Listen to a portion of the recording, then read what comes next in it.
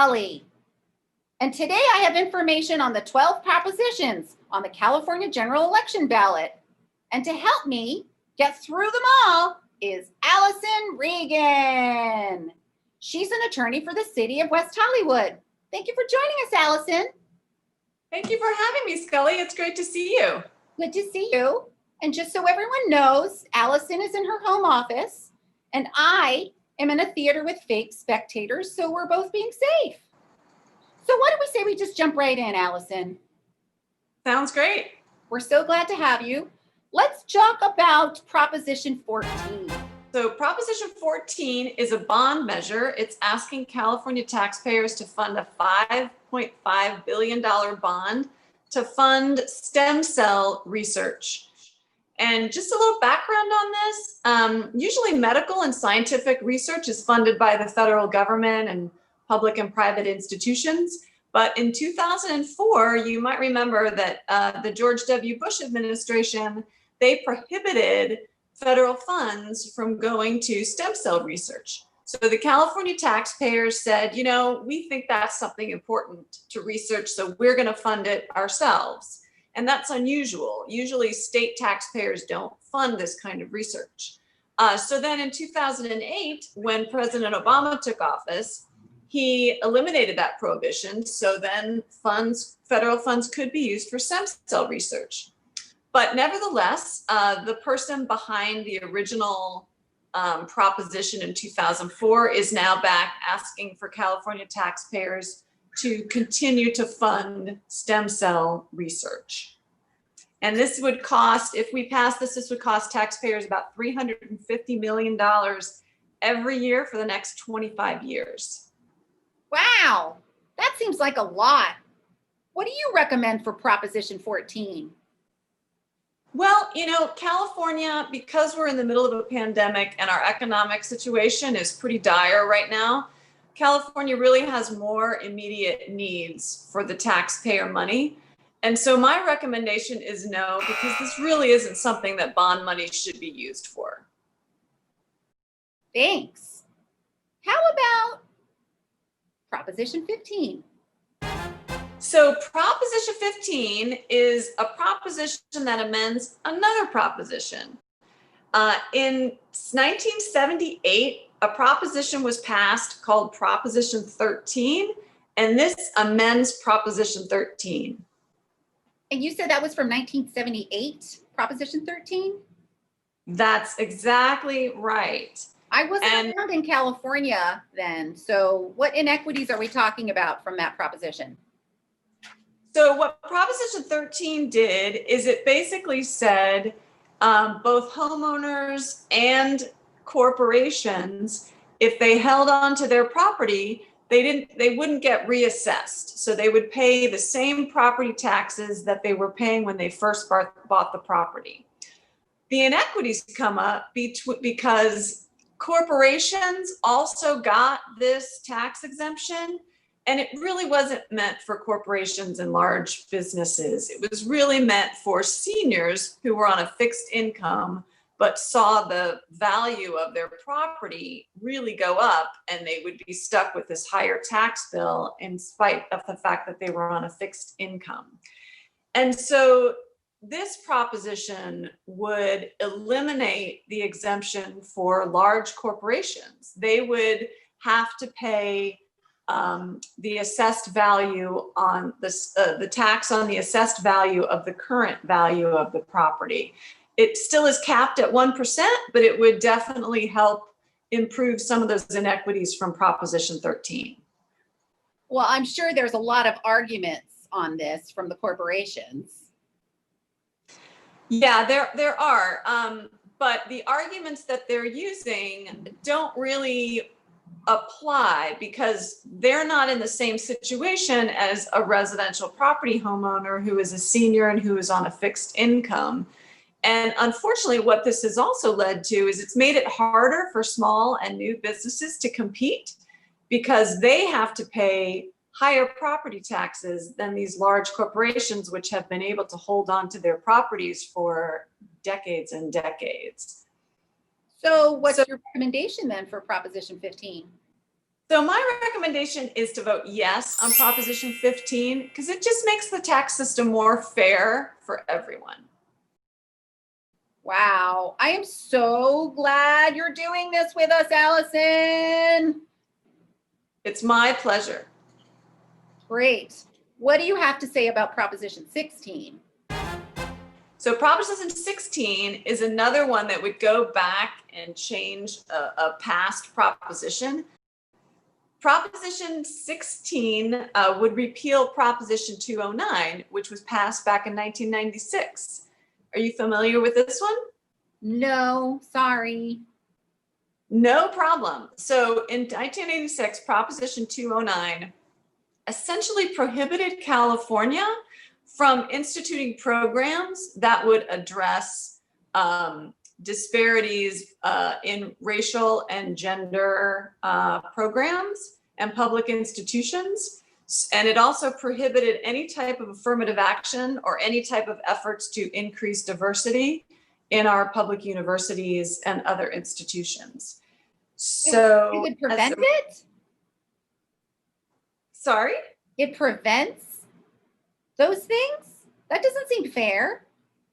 No, I agree. And it made it really difficult for California to address these types of racial inequities. And as a result, unfortunately, we saw a lot of steep declines in women and minority-owned businesses being awarded public contracts. And we also saw drops in diversity at our public institutions and universities. So this was a problem. Yeah, well, I'm all for righting a wrong on this one, Allison. What's your recommendation for Proposition 16? My recommendation is yes. It's really about time that we repealed Prop 209 so that California can address any type of institutional racism and sexism in our state. Absolutely. Let's get rid of institutional racism. Amen. Let's keep moving, Allison. What do you have on Proposition 17? So Proposition 17 actually increases, it restores voting rights to about 50,000 people. Wow, that's a lot of uncounted votes. It really is. And the way that it does this is it allows people who have completed prison sentences, but they're still on parole. Those people are currently not allowed to vote. So this proposition would allow them to vote. And it would also allow anyone in jail for a misdemeanor to vote. So it restores voting rights in two important ways. Well, that sounds more constitutional to me. It is. It's much more fair. And also studies have shown that people who are more civically engaged are much less likely to reoffend. This is a good thing all the way around. I agree. Our whole platform is exercising your civic duty. So we love when people go out and vote. What's your recommendation for Proposition 17? I recommend a yes vote on Proposition 17. Speaking of voting, let's talk about Proposition 18. Yes, so Proposition 18 also expands the franchise to younger people. So right now you have to be 18 to vote in the general election, but if you're 17 during the primary, you cannot vote. So what this will do is it will allow 17-year-olds to vote in the primary if they'll be eligible to vote in the general election. Well, we need to hear the voices of more young voters. So what's your recommendation for Proposition 18? My recommendation is yes. If they're able to vote in the general election, then they should be able to vote in the primary to have a say as to who is on the general election ballot. Great. Thanks, Allison. You're doing great, by the way. Thanks again. My pleasure. Now we're going to talk about the wildfires that are happening in California. There are many of them, and I know Proposition 19 is directly affiliated with that. Can you say more about it? The proponents of Prop 19 want voters to believe that it will help wildfire victims, but it's really not about that at all. And unfortunately, that's what happens with some of these propositions is they're made to look like they're one thing and they're really about something different. So Proposition 19, you can think of that as Proposition 13 on steroids. Well, what is Proposition 13 again? So that's the one that put a new tax exemption in place for residential homeowners. They don't get reassessed unless they sell their property. And what it also did, it had an exemption on top of an exemption, actually, because in addition to that, if you're 55 years of age or older, or if you are a victim of a wildfire or other natural disaster, you will not be reassessed. You can take your current tax basis, as it's called, your current property tax, and you can take it with you to a new home. So the victims of the current wildfires, they're already protected by this provision in Proposition 13. But Proposition 19, unfortunately, really expands that exemption, and it makes a bigger tax loophole for wealthy individuals. So not only if you're 55 and older, you can not only take your tax basis to another home, you can take it even if that home is more expensive. So right now you can only take it if you're buying something that's equal or of equal or lesser value. But what Prop 19 would do, it would say, no, you can buy an even bigger, more expensive home and still have the property tax from your old home. And you can also do that. You can move up to 3 times with Prop 19 and still have your original property tax at a much lower rate. So as you can imagine, that's really going to benefit people who are already at the top, people who are already really wealthy and don't need another tax break. Yeah, I was going to say that, Allison. This sounds like to me, this once again is expanding this tax break would help the rich and not the poor. Well, and that's exactly right. And in actuality, if we really wanted to help the wildfire victims, we should say no to Prop 19, because property taxes, they pay for schools and building schools and more infrastructure. And so people in the town of, say, Paradise, California, they're going to need those taxpayer funds to rebuild their community. And they will see much less of that money if we give that tax break to wealthy individuals. So yeah, you said your recommendation on Prop 19 is? So my recommendation is no. If we want to be fair to everyone, we should not pass this proposition. Wow, we are just really breezing through this. We're almost halfway done too. Yay. So stay with me, people, even the fake ones. So we're going to move on to Proposition 20. So Proposition 20, this is another one that would amend previous propositions that were passed a few years ago. So Proposition 47 and 57, they were passed to try to do some criminal justice reform. So they reclassified some offenses and lowered some prison sentences for some nonviolent crimes. This was a way to relieve some of the prison overcrowding and also to put some common sense criminal justice reform so that we weren't imposing unnecessarily harsh sentences for nonviolent lesser offenses. And Proposition 57 also restored judges' discretion to decide whether a minor should be tried or as an adult or as a minor. That had been in the hands of the district attorney before that.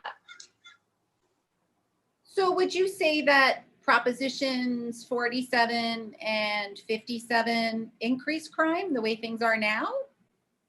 Well, that's what some law enforcement are trying to argue. This measure was put on the ballot by law enforcement who are really angry about Propositions 47 and 57 They claim that it has led to an increase in crime, but in fact, there's the studies that have been done have not found a link between any increase in crime and Proposition 47. And in fact, the studies that have been done have definitively found no link to any violent crimes. So there's really no direct evidence that 47 and 57 have led to any increases in crime. And what's important also to know about this particular proposition is it not only reclassifies crimes to a higher degree and also imposes harsher sentences, it would also allow law enforcement to collect DNA on anyone who's arrested for a misdemeanor. So that is a pretty significant infringement on someone's privacy rights. Yeah, I'd say. There also, I just have to point this out, there also seems to be a pattern of backpedaling on measures we already voted on, wouldn't you say? I think that's true. I think that's one of the problems with the initiative process. It can be hard to know all the consequences of a yes vote. So because we don't really know, there's no evidence that Proposition 47 has had negative consequences, and yet we don't know all the consequences of this proposition, particularly when they want to start expanding the collection of DNA. I think we should be wary of this one and vote no. So is that your recommendation on Proposition 20? My recommendation is no. We're moving on to Proposition 21. Proposition 21. So in 1995, the state decided to prohibit some cities who had instituted rent control ordinances. The state wanted to prohibit them from regulating rents across tenancies, and they also prohibited them from updating their existing rent stabilization ordinances, and they also exempted certain properties from rent control altogether. And that was called the Costa-Hawkins Rental Act. And so what this would do is this would repeal a portion of that state law, would repeal some of Costa-Hawkins, and it would allow cities with rent control to expand the rent control if they're able to, and it would allow cities to regulate rents in properties that are at least 15 years or older. So new construction would still be exempt, but anything 15 years and older could be regulated. And it would also allow cities that have rent control ordinances to regulate rents across tenancies, so long as the rent for the incoming tenant can go up to 15% over 3 years. Wow. So what does that mean if you're a renter? Well, it doesn't mandate rent control, so rent control would not be automatic. And not every city in California wants or needs rent control. So the practical reality is nothing really would change immediately. It would have to go back to the local government level. And that's where the discussion would have to be had. And that's really, when you think about it, that's really where the discussion should be had, because each city is having its own unique housing situation. So in Los Angeles, we have a huge affordable housing crisis, but other cities in California don't have a housing crisis. So cities like Los Angeles should really be able to use every tool that would help us address our affordable housing crisis, and rent control is one of those. Wow, this is great. I'm learning so much. What's your recommendation for Proposition 21? My recommendation is yes. Cities should be able to fix affordable housing issues in the way that works best for them. Well, we're moving on to Proposition 22. This one also seems to have some controversy now. This one is very controversial. So you've probably heard of Elon Musk. Oh, yeah. So he, at Uber and the folks at Lyft and Postmates and other app-based delivery services put this on the ballot, and they are funding the Yes campaign on this to the tune of $180 million. Which, That's a lot. that is a lot. And what this would do is it would exempt only those companies from a law called AB 5.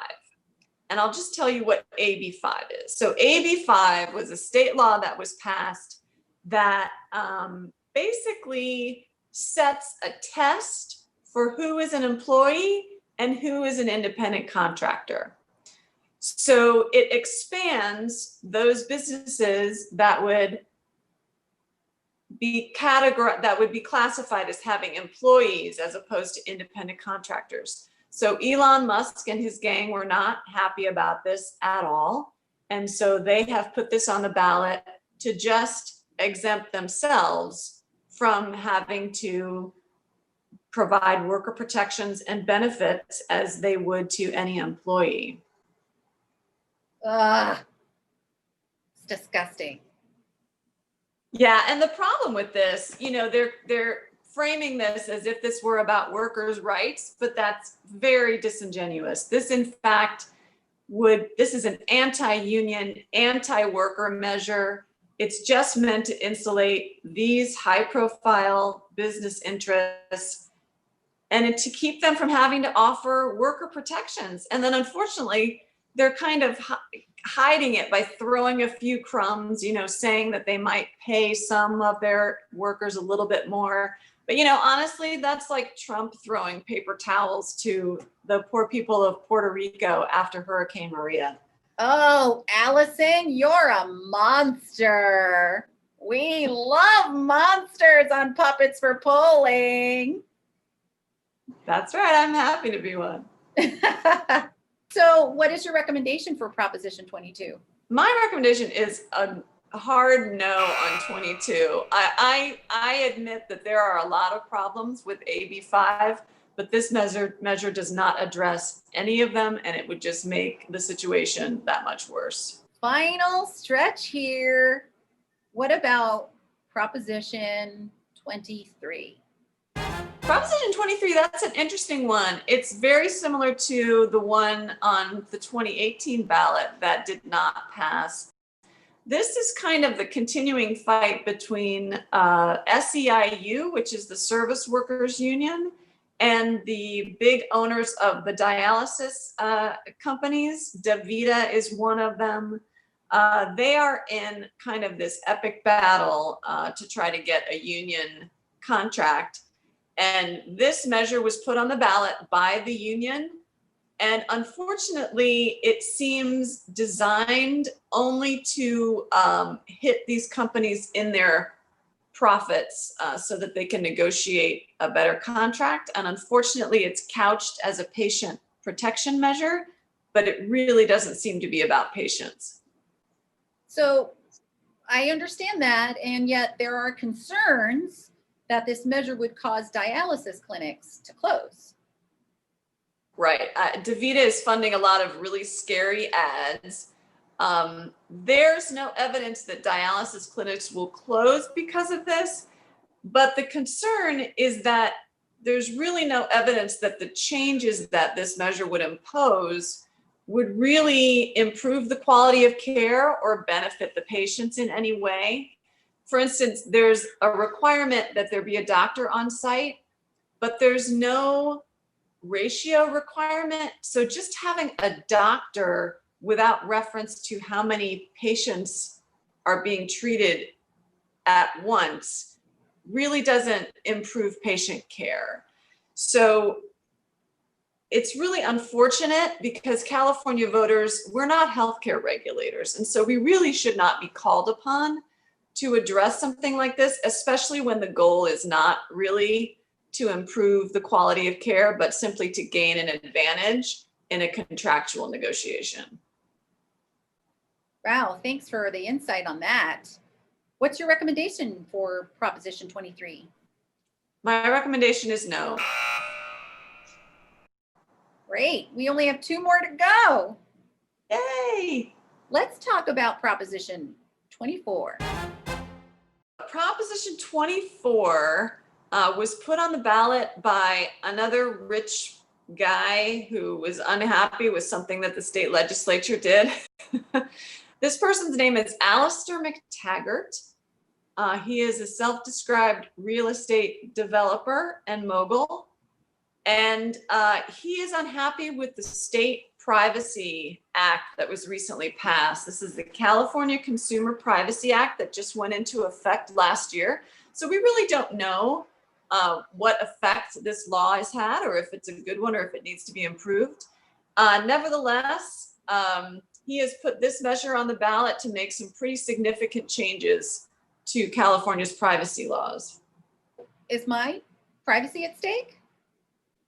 I think everyone's privacy at stake. There are some pretty major red flags to be aware of. So the current law prohibits companies from charging you more if you opt out, and if you decide to protect your privacy and you opt out of sharing your private information. This measure, on the other hand, actually allows companies to charge you more if you opt to protect your privacy. What? So that's a huge change and a huge red flag.